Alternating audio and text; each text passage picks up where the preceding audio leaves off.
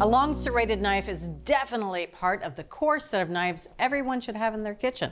And Adam's here, he's going to show us which one of all of these knives was a cut above the rest. Cut above the rest, very good, Bridget. You know, you have to have a chef's knife, you have to have a paring knife, and you have to have a serrated knife. Right.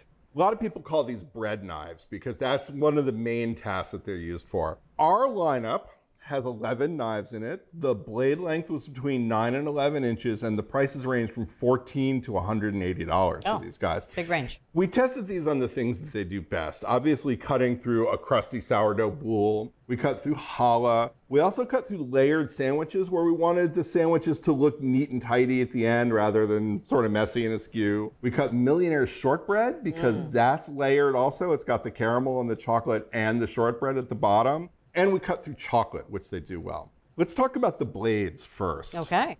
Number one, the type of serrations made a difference to testers. Testers found that when serrations were a little more distinct, a little taller and a little pointier, they got better initial purchase on the food than something like this that was a little more rounded, a little more scalloped. So that was number one about the serrations. Number two about the serrations was a real surprise to us. I want you to try this knife cutting a sandwich and see what you think. Delicious sandwich, which I I'm can't very wait to eat excited that when about. we're done. Okay, yeah. Yeah, well, a little slippery. That didn't work out exactly perfectly. And one of the reasons why is the number of serrations.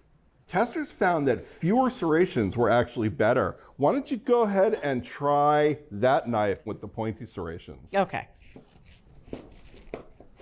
Yeah, cut right through that bottom, and I think that's key. Easier, huh? Yeah, a lot easier. So the difference was the number. The second knife that we used had 29 serrations, and testers' favorite knives had between 29 and 34 serrations. That first one, which was this one, right, between the micro serrations and the bigger serrations had 96 serrations. Kind of counterintuitive. You'd think more serrations. That's what I thought going into this, but fewer was definitely better in our tests. Let's talk about the dimensions of the blade also. Number one, you want to have as much usable cutting length as you can. Testers wanted at least 8.5 inches.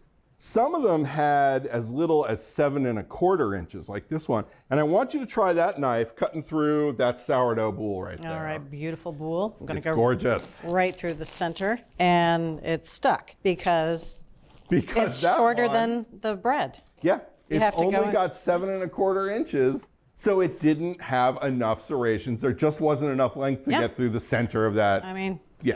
So you definitely want a longer blade. Testers also liked when the blades were a little bit taller. They felt it was easier to control the knife through the cut that way. And if you had extra height at the heel, this one is 1.5 inches at the heel, that gave you more space for your fingers underneath the handle. And this is our winning serrated knife. This is the Mercer Culinary Millennia 10-inch wide wavy edge bread knife. It's actually won tests before, but it's still the serrated knife to beat. The blade is terrific. It's got the right kind of serrations, the right number of them. The handle is comfortable, and it's less than 25 bucks, so it's a relative bargain. Well, there you go, the perfect serrated knife for your knife trifecta at home. It's the Mercer Culinary Millennia 10-inch wide wavy edge bread knife, and it retails for just under 25 bucks. For full episodes of your favorite cooking shows, head over to ATK's Full Episodes channel on YouTube. You can stream complete seasons of America's Test Kitchen, Cook's Country, and more. See you there.